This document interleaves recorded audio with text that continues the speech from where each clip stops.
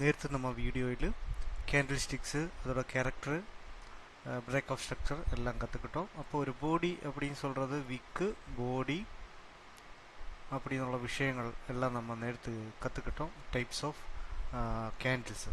അപ്പോൾ ഓരോ നമ്മൾ ബുള്ളിഷ് ക്യാൻഡിൽ ബിയറിഷ് ക്യാൻഡിൽ ഇതൊരു ബിയറിഷ് ക്യാൻഡിൽ ബുള്ളിഷ് ക്യാൻഡിൽ இப்படி நம்மளோட விஷயங்களை படிச்சிட்டோம். இதில் நம்ம நிறைய bullish hammer, bearish engulfing, bullish engulfing இந்த மாதிரி எல்லாம் ஒரு பலவிதமான ஆயிரக்கணக்கான கேண்டில்ஸை நம்ம ஃபாலோ பண்ணி ட்ரேட் பண்ணுறவங்க இருக்காங்க. ஸோ நம்ம இது காணாமல் படிக்கிறதுடையும் ப்ராக்டிக்கலாக ட்ரைனிங் பண்ணுறது நமக்கு ரொம்ப நல்லா இருக்கும். ஒரு சார்ட்டுமே எடுத்து வச்சு பார்த்து இந்த சார்ட் வந்தால் உடனே பை பண்ணுறது செல் பண்ணுறது அதெல்லாம் தேவையில்லை. எப்படி இந்த ப்ரைஸ் ஆக்ஷன் நம்ம புரிஞ்சுக்கிட்டோன்னா போதும். இந்த ஒரு கேண்டில் நம்ம கண்ணுக்கு தெரிஞ்ச உடனேயுமே நம்ம அதோட ப்ரைஸ் ஆக்ஷன் மைண்டில் ஓடிடணும். எப்படி மார்க்கெட் எங்கே ஆரம்பிச்சிச்சு, எங்கே போயிடுச்சு, இப்போ மார்க்கெட் இதில் ஓப்பன் ப்ரைஸ் எங்கே அப்படின்னு உள்ள விஷயம் நம்ம தெரிஞ்சிருக்கணும். இதுதான் ஓப்பன் ப்ரைஸ். மார்க்கெட் எங்கே வந்துச்சு, இங்கே வந்திருக்கு. இங்கே வந்ததுக்கப்புறம்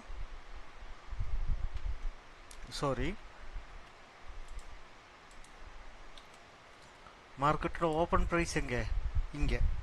மார்க்கெட் இங்கே ஓப்பன் ஆகுது, கொஞ்சம் மார்க்கெட்டை மேலே தூக்கிட்டு போகுது. ஸோ அங்கே இருந்த செல்லேஸ் மார்க்கெட்டை நேராக கீழே வரைக்கும் கொண்டு வந்துட்டாங்க.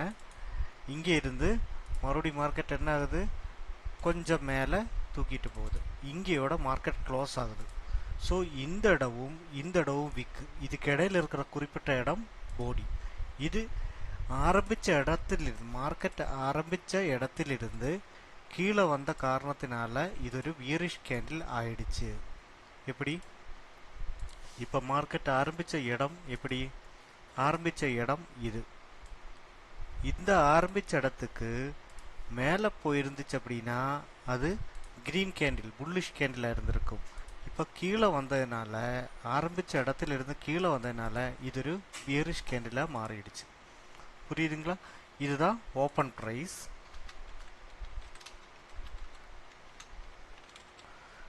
ஓப்பன் ப்ரைஸு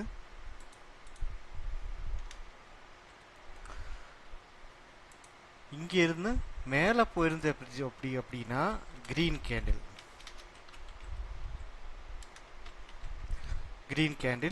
இல்லைன்னா புல்லிஷ் கேண்டில். கிரீன் கேண்டில் இல்லைன்னா புல்லிஷ் கேண்டில். இது கீழே வந்ததுனால என்னாச்சு, கீழே வந்ததுனால bearish candle.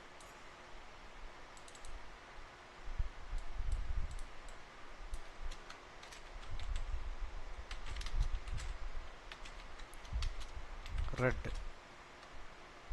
Bearish candle red. So இப்போ இது ஒரு பியரிஷ் கேண்டில் ஆயிடுச்சு. இப்போ இதோட ஓப்பன் ப்ரைஸ் இங்கே மேலே கொஞ்சம் தூக்கிட்டு போயிருக்கு மார்க்கெட்டை. மறுபடியும் செல்லர்ஸ் கீழே கொண்டு வந்துட்டாங்க. அங்கே இருந்து இங்கே மார்க்கெட் கொண்டு வந்து க்ளோஸ் பண்ணிட்டாங்க. அப்போ இதோட க்ளோஸ் ப்ரைஸ் எங்கே, இங்கே தான் க்ளோஸ் ப்ரைஸ் இருக்கு.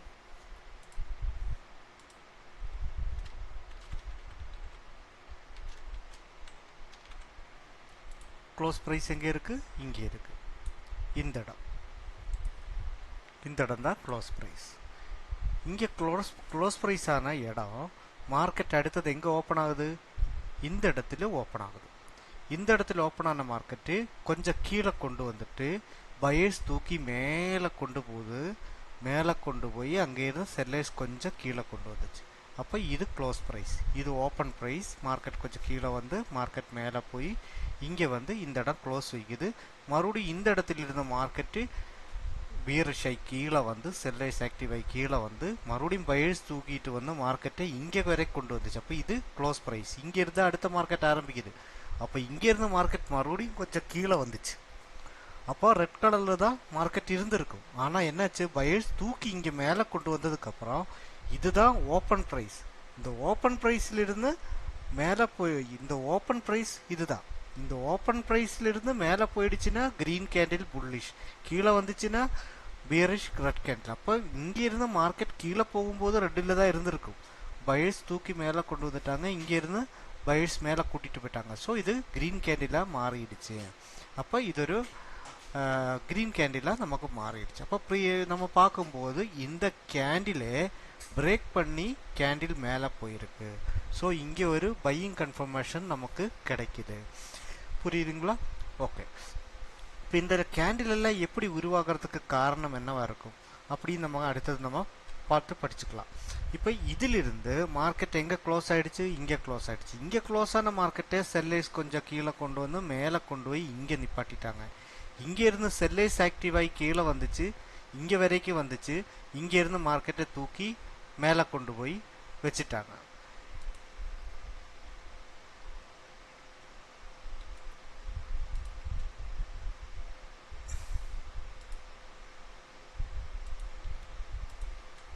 ஸோ இதை மாதிரி மார்க்கெட்டில் நடக்குது.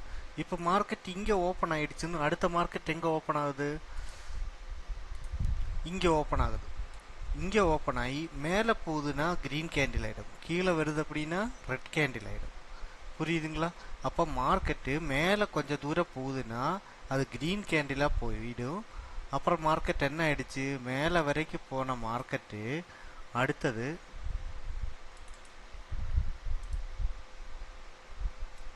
இங்கே தான் மார்க்கெட் ஆரம்பிச்சிருக்கு இல்லையா? மார்க்கெட்டு கீழே கொண்டு வந்துட்டாங்க. எங்கே வரைக்கும் கொண்டு வந்துட்டாங்க? இந்த இடத்துல வரைக்கும் மார்க்கெட்டு கீழே டவுன் ஆயிடுச்சு.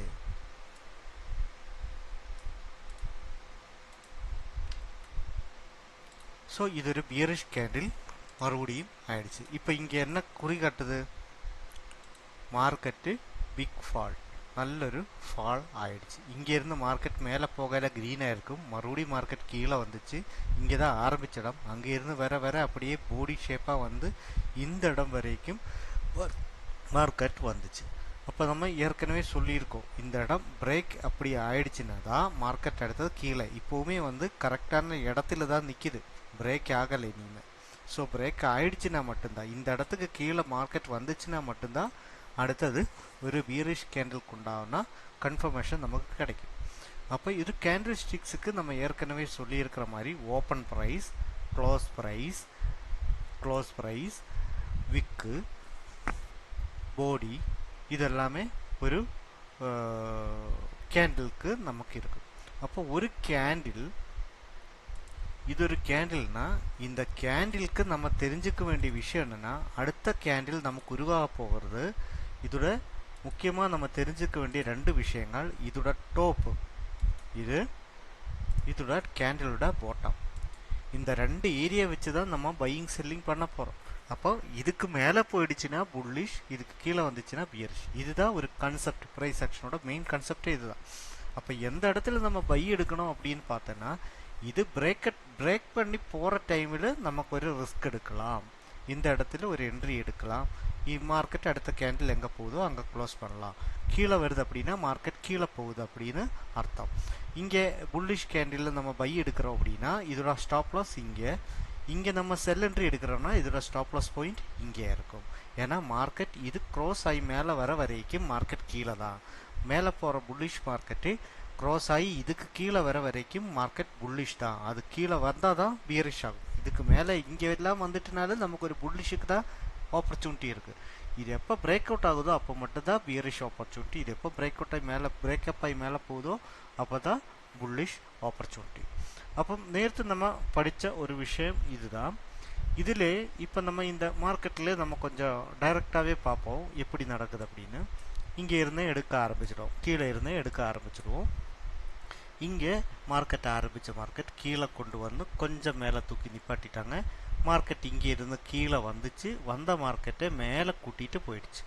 ஸோ இந்த கேண்டிலுக்கு மேலே என்ன ஆயிடுச்சு? அடுத்த ஒரு க்ரீன் கேண்டில் வந்துச்சு. இந்த கேண்டிலுக்கு இது வரைக்கும் மார்க்கெட் என்ன பண்ணலை? பிரேக் பண்ணலை. இது பிரேக் பண்ணி மேலே போயிடுச்சுன்னா மார்க்கெட் கீழே. அப்போ நம்ம அடுத்தது பார்க்க வேண்டிய விஷயம்னா, இது பிரேக் பண்ணி கீழே வந்துச்சுன்னா மார்க்கெட் கீழே. ஸோ இந்த கேண்டிலே எடுத்துக்கோ நம்ம. இப்போ இந்த கேண்டிலுக்கு பிரேக் பண்ணி மேலே போயிடுச்சுன்னா மார்க்கெட் மேலே, கீழே வந்துச்சுன்னா மார்க்கெட் கீழே. இப்போ நம்ம எங்கே என்ட்ரி எடுப்போம்? இது பிரேக்கப் ஆன உடனே இந்த இடத்துல நம்ம ஒரு என்ட்ரி எடுத்துட்டோம். இந்த இடத்துல நம்ம ஒரு என்ட்ரி எடுத்துட்டோம். ஸ்டாப் லாஸ் நமக்கு எங்கே வரும்? இந்த இடத்துல வரும். இந்த இடத்துல நமக்கு ஸ்டாப் லாஸ் வரும். ஸோ இங்கே என்ட்ரி எடுத்த மார்க்கெட்டு கொஞ்சம் மேலே போய் கீழே வந்து கொஞ்சம் என்ட்ரி எடுத்ததுக்கு கொஞ்சம் மைனஸ் கொடுத்துச்சு. ஸோ இந்த மார்க்கெட் நம்ம பயப்படணுமா? இது கீழே வந்தால் மட்டும்தான் நம்ம பயப்படணும். ஸ்டாப் லாஸ் ஹிட் ஆகிடும். நம்ம மார்க்கெட்டில் எடுத்த என்ட்ரி ஸ்டாப் லாஸ் ஹிட் ஆகிடும். ஸோ இது வர வரைக்கும் நமக்கு பயப்பட வேண்டியதில்லை. மார்க்கெட் புல்லிஷ் தான்.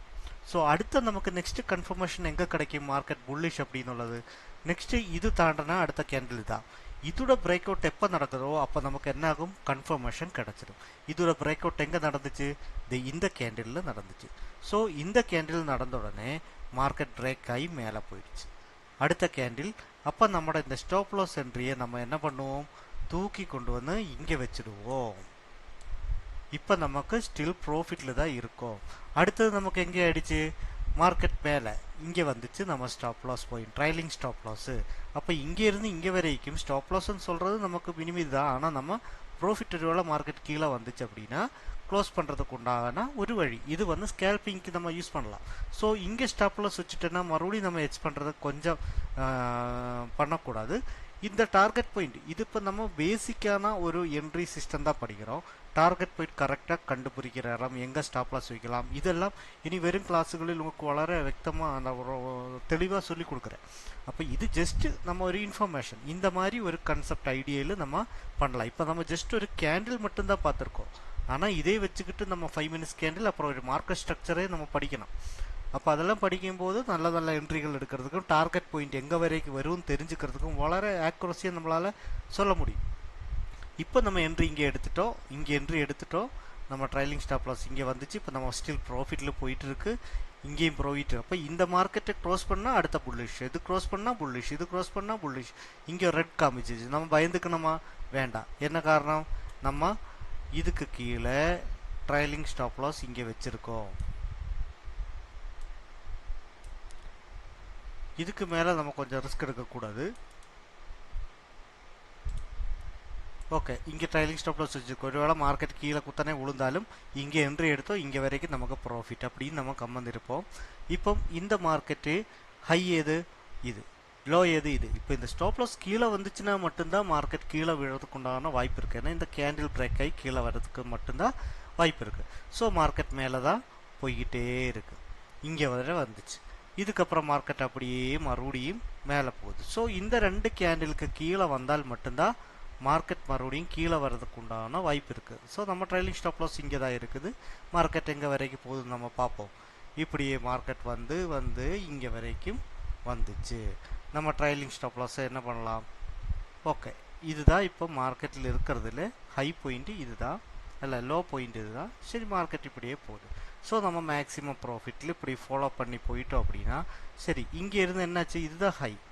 அப்போ இந்த ஹையை பிரேக் அவுட் பண்ணி மார்க்கெட் எங்கே போயிடுச்சு? இங்கே வந்துச்சு.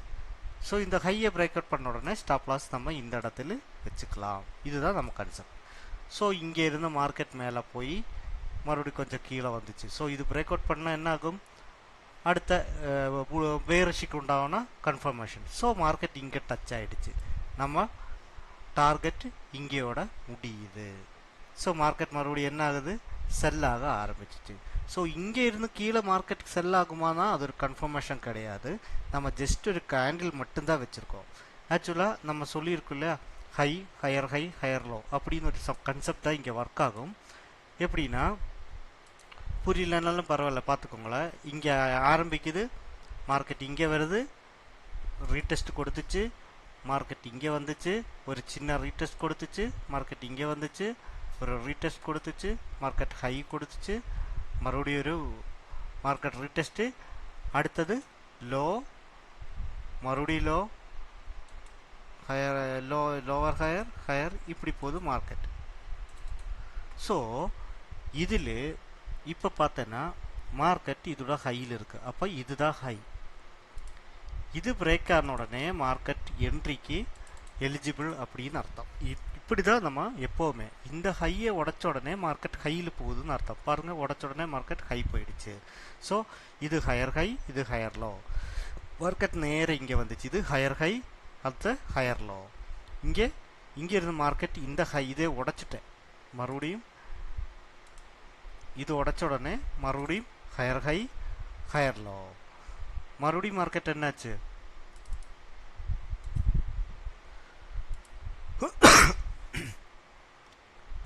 இந்த ஹையை உடைச்சு மேலே போச்சு. அப்போ இந்த ஹை, இது ஹையர் லோ, இது ஹையர் ஹை, அப்போ ஹையர் ஹைக்கு வந்துச்சு. இதுக்கப்புறம் மார்க்கெட் பாருங்க, இந்த ஹையர் ஹையே மார்க்கெட் உடைக்கவே இல்லை. இந்த ஹையர் ஹையே மார்க்கெட் பிரேக் பண்ணி மேலே போகவே இல்லை. ஸோ இது மேலே போகாத வரைக்கும் மார்க்கெட் அப் ட்ரெண்டா டவுன் ட்ரெண்டா, டவுன் ட்ரெண்டாக மாறிடுச்சு அப்படின்னு. ஆனாலும் கன்ஃபர்மேஷன் ஆகலை, ஒரு 50% கன்ஃபர்மேஷன். அப்போ இதுக்கப்புறம் லோவர் ஹை வச்சுச்சு, லோவர் லோ வச்சுச்சு, மறுபடியும் லோவர் ஹை. அப்போ இதுவும் பார்த்துட்டே அப்படின்னா என்னாச்சு, இந்த ஹையையும் மார்க்கெட்டு உடைக்கலை. ஸோ என்ன ஆயிடுச்சு, இங்கே இருந்து மார்க்கெட் மேலே உடைச்சால் இது உடைச்சாதான் இது வருது, இது உடைச்சாதான் மார்க்கெட் மறுபடியும் அப் ட்ரெண்டு, அது வரைக்கும் லோ ட்ரெண்டு தான். அப்போது இங்கேருந்து நம்ம பார்க்கும்போது நம்ம ஹையர் ஹையை கண்டுபிடிக்கணும். இது higher high higher low, higher high higher low, higher high higher low, higher high. அப்போ இது ஹையர் ஹை, இதுக்கு மேலே மார்க்கெட் போகலை. அப்போ இந்த லாஸ்ட் ஹையர் ஹையோட லோ அப்படின்னு உள்ள விஷயம் நம்ம மார்க் பண்ணணும். இதுதான் நமக்கு அந்த மார்க். லாஸ்ட் ഏറ്റവും கடைசி இருக்கிற ஹையர் ஹை, லாஸ்ட் ஃபினிஷ்டான ஹையர் ஹை, இதே பிரேக் பண்ணவே இல்லை. ஸோ இதுதான் ஹையர் ஹை. இதோட ப்ரீவியஸ் லோ அப்படின்னு சொல்லும்போது இதோட ப்ரீவியஸ் லோ எது, இதுதான். இந்த லோயை உடைக்கிற வரைக்கும் மார்க்கெட் ட்ரெண்டு சேஞ்ச் ஆகாது. ஸோ இது எந்த இடத்துல உடைச்சிச்சு, இந்த இடத்துல உடைச்சிச்சு. அப்போ மார்க்கெட் ட்ரெண்டு இது உடைக்கிற, இந்த லோயை உடைக்கிற வரைக்கும் ட்ரெண்டு அப் ட்ரெண்டு தான். இங்கே வந்துச்சு, இது ஹையர் போகலை, அப்போ இது அப் ட்ரெண்டுக்கும் போகலை, லோவருக்கும் வரல. மறுபடியும் இங்கே வந்துச்சு, ஆனால் இது உடைக்கலை, ஜஸ்ட் மறுபடியும் மேலே போயிடுச்சு, இது உடைக்கலை. ஸோ ஒரு டவுன் ட்ரெண்டுக்கு உண்டான பாசிபிலிட்டி 60% நமக்கு தெரிஞ்சிச்சு. என்ன காரணம், இது உடைக்கலை, இது உடைக்கலை. அடுத்தது நீ இது உடைச்சனா தான் அடுத்த அப் ட்ரெண்டுக்கு உண்டான சான்சஸ் இருக்குது. ஸோ இது உடைக்கலை, என்னாச்சு, சேம் ஹை அப்படின்னு ஒரு விஷயம். அப்போ same high higher high higher high ரெண்டு தடவை உடச்சி மார்க்கெட் போனோம். ஸோ அதுக்குள்ளே என்னாச்சு, ப்ரீவியஸ் லோ அப்படின்னு சொல்கிற இந்த ஒரு விஷயத்தை மார்க்கெட் இங்கே பிரேக் பண்ணுது. அப்போ மார்க்கெட்டு டவுன் ட்ரெண்டுக்கு உண்டாகுனா ஒரு பாசிபிலிட்டிஸே நமக்கு காமிச்சு கொடுத்துச்சு. ஸோ நமக்கு பாசிபிலிட்டிஸே காமிச்சு கொடுத்துச்சு, ஆனால் கன்ஃபர்மேஷன் இல்லை. சரிங்களா, மறுபடியும் சேம் ஹை வச்சுச்சு. இப்போ இந்த சேம் ஹையை பிரேக் பண்ணி மார்க்கெட் என்ன ஆகுது, ஒரு சின்ன அப் ட்ரெண்டுக்கு உண்டான பாசிபிலிட்டிஸ் காமிக்குது. இங்கே ஒரு டவுன் ட்ரெண்டுக்கு உண்டான பாசிபிலிட்டிஸும் காமிக்குது. அப்போ இது அப் ட்ரெண்டா டவுன் ட்ரெண்டா அப்படின்னு உள்ள ஒரு கன்ஃபியூஷன். இந்த மாதிரி இடத்துக்கு தான் நம்ம என்ன பண்ணுவாங்க அப்படின்னா, ஒரு பாக்ஸ் பேட்டர்னில் தான் இது ரன் ஆகிட்டு இருக்குன்னு அர்த்தம்.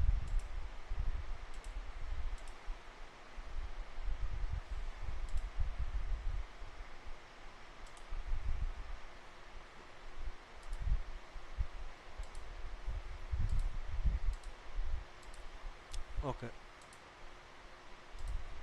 இது ஒரு பாக்ஸ் பேட்டர்னுக்குள்ள, அப்போ அதாவது கன்சோல்டேஷன் அப்படின்னு சொல்கிற இந்த ஒரு ரேஞ்சுக்குள்ள மார்க்கெட்டு ரன் ஆகுது. இந்த ஒரு ரேஞ்சுக்குள்ள மார்க்கெட்டு ரன் ஆகிட்டு இருக்கு.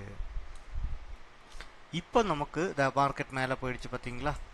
இப்போது இதிலிருந்து இங்கே சேம் ஹை வச்சுச்சு, இதிலிருந்து மார்க்கெட் எங்கே போயிடுச்சு, இந்த ஹையர் ஹையை உடச்சி மார்க்கெட் கொஞ்சம் மேலே வந்துச்சு. அடுத்தது என்ன, மார்க்கெட் மறுபடி இங்கே போன மார்க்கெட்டு கீழே வந்துச்சு. ஆனால் இப்போ பாருங்க, இந்த லோய் அப்படின்னு சொல்கிறதுக்கு அடுத்த லோ எங்கே ஆயிடுச்சு, இந்த லோயை மார்க்கெட் உடைக்கிற வரைக்கும் கீழே தான். ஸோ இங்கே ஒரு ஃபேக் பிரேக் கொடுத்துட்டு மார்க்கெட் மறுபடி உடைக்கவே இல்லை, மார்க்கெட் உடைச்சி கீழே வரவே இல்லை. ஸோ இங்கே இருந்து ஒரு ஹையர் ஹை இங்கே கொடுத்துச்சு. அப்போ இந்த ஹையர் ஹையை பிரேக் பண்ணால் என்ன ஆகும், மார்க்கெட் அப் ட்ரெண்ட். அப்போ இந்த ஹையர் ஹையோட ப்ரீவியஸ் லோ எது, இதுதான்.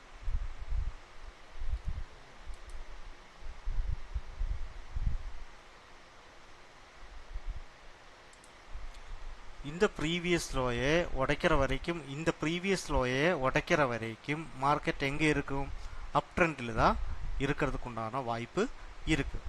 இது உடைக்கவே இல்லை மார்க்கெட். ஸோ இது பிரேக் அப் பண்ணிட்டேன்னா மார்க்கெட் எங்கே போகும், மேலே போகும். மேலே போயிடுச்சா, ஓகே. அப்போ நம்ம ஒன் சைடு என்ட்ரிக்கு மட்டுமே மைண்டு எப்போவுமே செட்டாக இருக்கக்கூடாது.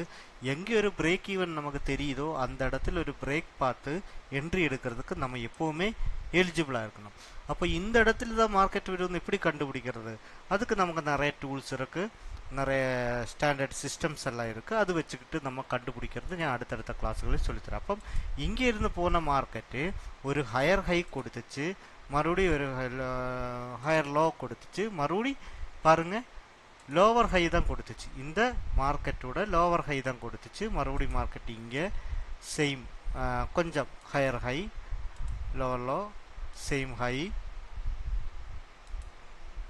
இது higher high, higher low, lower low, இந்த மாதிரி மார்க்கெட் போகுது.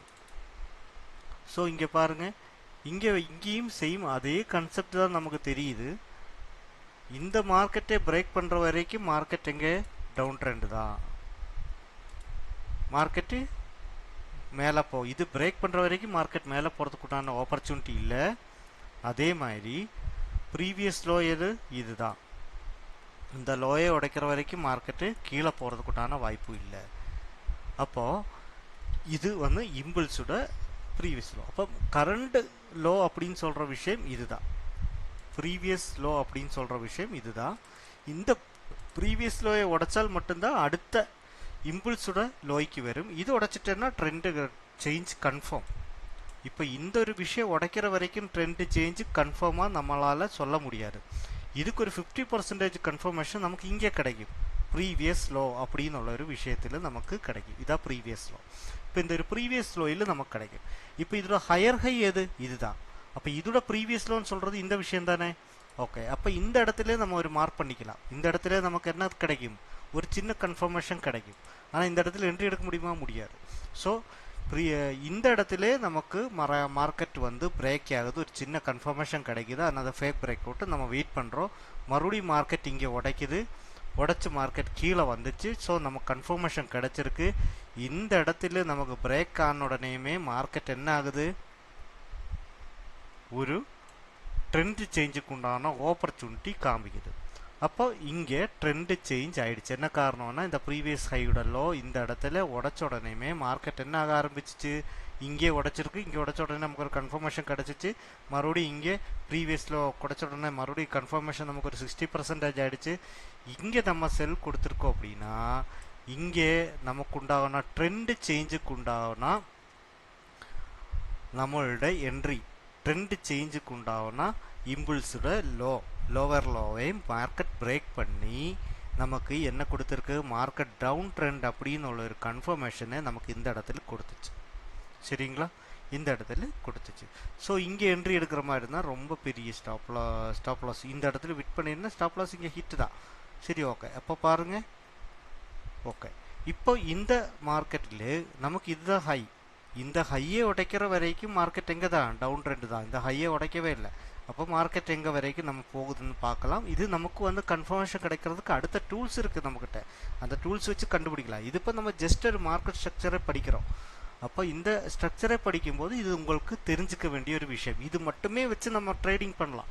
ஆனாலும் நமக்கு மார்க்கெட் எங்கே வரைக்கும் போகும், எதனால் மார்க்கெட் இங்கே வந்துச்சு, எதனால் மார்க்கெட் கீழே வருது, இங்கே செல் எடுக்கலாமா, இங்கேயே செல் எடுக்கக்கூடாது, எடுக்கலாமா, எடுக்கணும்னா எப்படி கன்ஃபர்மேஷன் எடுக்கிறதுனோட டூல்ஸு சிஸ்டம் எல்லாமே அடுத்தடுத்த கிளாஸுகள் உங்களுக்கு ஈஸியாக புரிஞ்சிடும்.